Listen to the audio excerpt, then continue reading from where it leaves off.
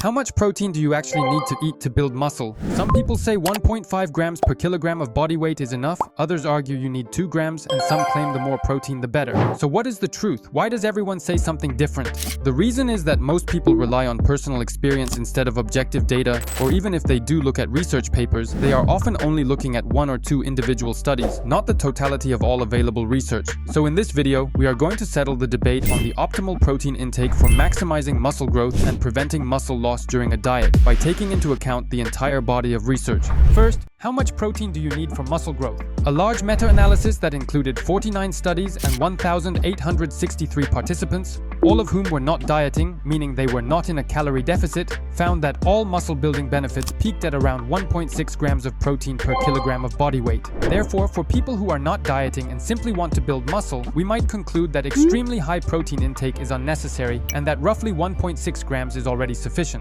However, there is one issue with that study: this bend in the curve. When you look at it, does it really look like it should bend here? In fact, some data points appear above that line, so how certain are we that the peak truly happens at 1.6 grams? The authors themselves stated that the statistical significance of that breakpoint was not strong. In other words, it is not certain that the curve actually bends right there. Because the researchers assumed in advance that the graph would bend like this and then fitted the regression model accordingly, it is entirely possible that there is a small continued increase beyond 1.6 grams. And from this graph alone, we simply cannot know for sure. So instead of relying on the curve shape, if we look directly at the individual study data points, there are indeed a few studies suggesting a slight additional muscle building benefit when protein intake exceeds 1.6 grams and approaches 1.8 or even 2 grams. Therefore, we can conclude that while the majority of the effect is achieved at 1.6 grams, there may be a small additional benefit as intake approaches 2 grams. But still, because 1.6 grams likely gives you over 95% of the benefit, it does not seem necessary to obsess over ultra-high protein intake.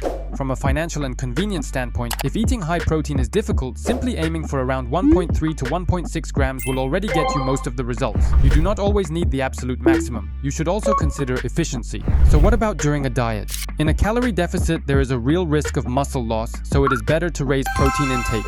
Since the previous meta-analysis was done in calorie maintenance or surplus conditions, it is very possible that more than 1.6 grams is needed during a diet. A 2020 meta-analysis by Tagawa included 105 studies and 5,402 participants, and this time, dieting scenarios were included. In that analysis, protein intake went all the way up to 3.5 grams per kilogram, and higher intake continued to show additional benefits for preventing muscle loss or promoting muscle gain. Wait, does that mean we must eat more than 3.5 grams during a diet? It is hard enough to even hit 2 grams. How are we supposed to reach 3.5? No, that is not what it means. We have to consider efficiency. If it takes 1 hour of effort to go from 1% to 99.99%, but 1,000 hours to go from 99.99% to 100%, it is more reasonable to stop at 99.99. Why would you work another 1,000 hours for an extra 0.01%? In that same study, once protein intake exceeded about 1.3 grams, the return on investment dropped sharply. Up to 1.3 grams, muscle gain increased rapidly, but beyond 1.3, the slope suddenly flattened. When comparing just before 1.3 to just after 1.3, the rate of improvement slowed down by more than 3-fold.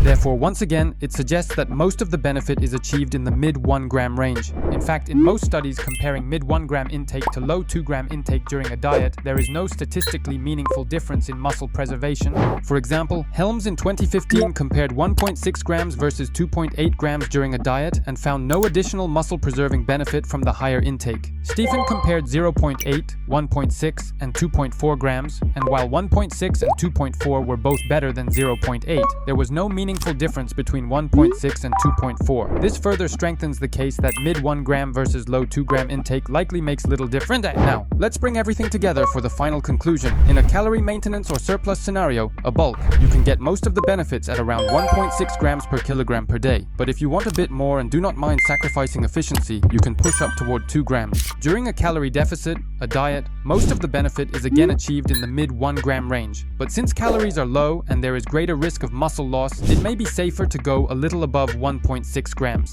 And for healthy individuals, higher protein intake is not harmful. So during a hard cut, going up to around 2.2 grams as a safety margin is totally reasonable. What matters most is that going beyond 3 grams, approaching 3.5 grams, is unnecessary in almost all cases, so you do not need to force excessively high protein intake. And above all, please remember the concept of efficiency. Yes, 3 grams or more per kilogram is theoretically the safest, but the jump in benefit from 1.5 to 3 grams is much smaller than you would expect, so instead of always chasing the absolute maximum, be smart and consider the trade-off between result and efficiency.